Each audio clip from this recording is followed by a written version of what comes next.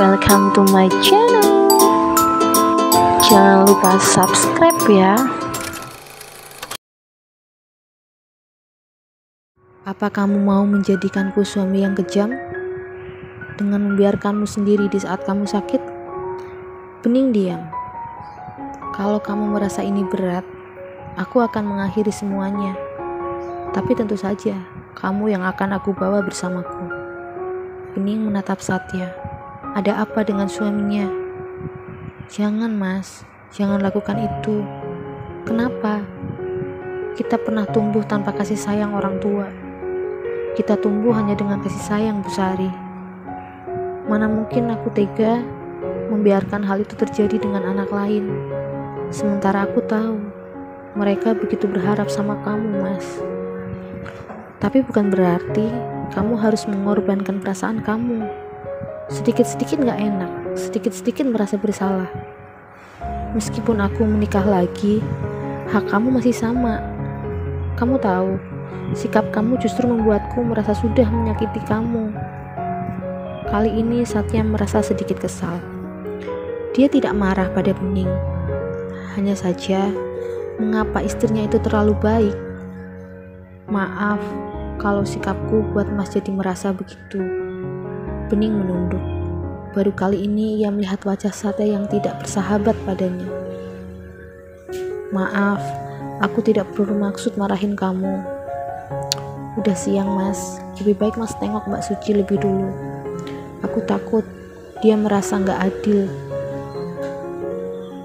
Aku tidak akan kesana sampai kamu benar-benar sembuh. Tapi mas, tidurlah lagi. Aku cuci muka dulu. Satya turun dari ranjang, mengenakan bajunya kembali, kemudian masuk ke kamar mandi. Setelah mencuci muka, Satya keluar dari kamar. Ia berniat untuk membuat teh. Namun, ia mendengar pintu diketuk. Ya, sebentar. Begitu pintu dibuka, ada Suci berdiri di depan pintu. Gimana keadaan Bening? Masih sedikit demam. Maaf ya, semalam aku tidak sempat mengabari. Gak apa-apa. Mereka masuk ke rumah. Kemudian duduk di sofa ruang tamu. Suci meletakkan box yang dibawanya ke meja. Aku bawa makanan. Kalian pasti belum sarapan. Apa Bening sudah bangun? Tadi sih udah. Kalau gitu ajak dia sarapan.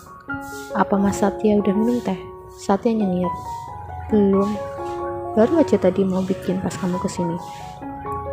Oke, aku buatkan dulu. Mas panggil Bening sana. Oke. Satya berdiri. Ia berjalan ke kamar. Takut Suci tersinggung, pria itu membiarkan pintu tetap terbuka. Ia lupa kalau Bening belum mengenakan pakaiannya. Ning, sayang, sarapan yuk. Tidak tahu ada Suci, Bening langsung duduk. Ia singkap selimut yang menutupi tubuhnya.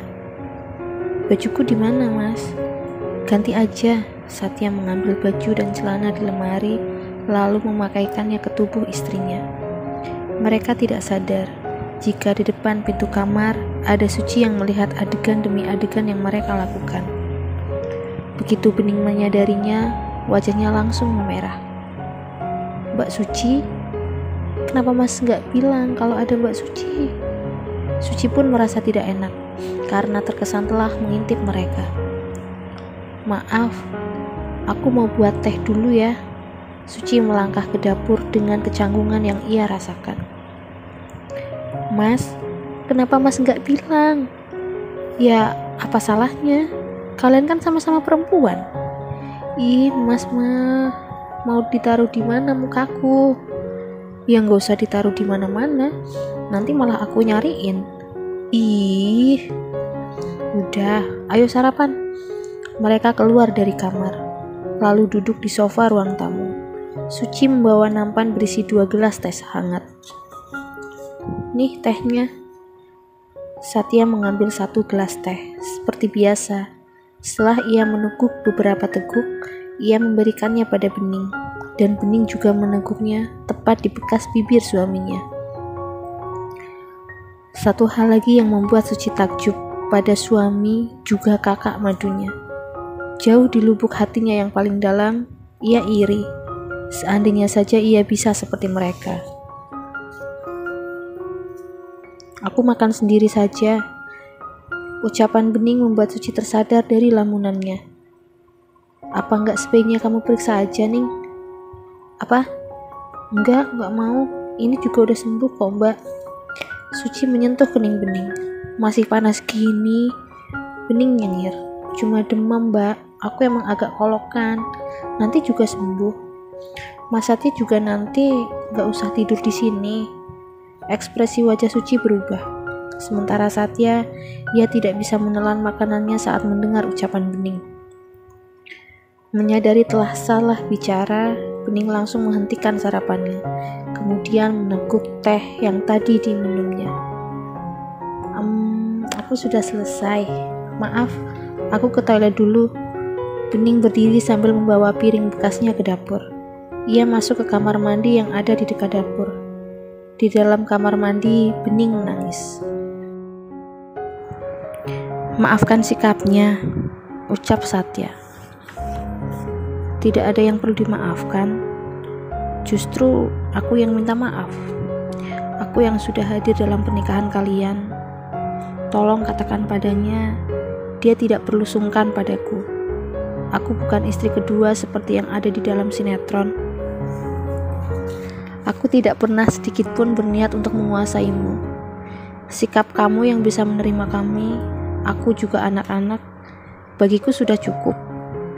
Kalaupun kedepannya setiap hari kamu harus tidur di sini pun, aku tidak masalah. Tidak, bukan begitu maksudnya. Sudah, tidak perlu dibahas. Mungkin Bening ingin istirahat. Temani dia sampai benar-benar sembuh. Tidak perlu pikirkan anak-anak. Usai mengucapkan itu, Suci keluar dari pavilion. Tinggallah Satya yang duduk terdiam. Mengapa semuanya menjadi rumit? Keluar dari kamar mandi, Bening memegangi pelipisnya. Sesekali ia mendesis, menahan sakit. Ia langsung masuk kamar, mengira jika Satya sudah tidak ada di pavilion. Kamu yakin dengan keputusanmu tadi? Tolaklah jika memang kamu keberatan. Satya memastikan. Apa benar Bening benar-benar rela dipoligami? Iya mas, aku rela. Bukankah dengan kamu menikah lagi akan menambah ladang pahala untukmu? Jika aku tidak bisa adil bagaimana? Jika nantinya aku menyakitimu, bagaimana? Aku percaya mas tidak akan seperti itu. Kenapa kamu begitu yakin? Karena aku sangat mengenalmu. Aku yakin kamu mampu. Bening memeluk tubuh Satya erat. Siang tadi, baru saja Satya dan Suci resmi menikah. Namun, karena keinginan Suci, Satya tidak diharuskan pindah ke rumahnya. Apa yang mas rasakan? Bagaimana rasanya menikah lagi? Aku tidak tahu. Kok tidak tahu? Ya, rasanya semuanya seperti mimpi. Kemarin, aku hanya memilikimu. Hari ini, aku punya tanggung jawab baru. Kalau kamu, apa yang kamu rasakan? Bening menggeleng. Yang jelas, aku selalu berdoa, semoga keluarga kita bertiga akan selalu baik-baik saja.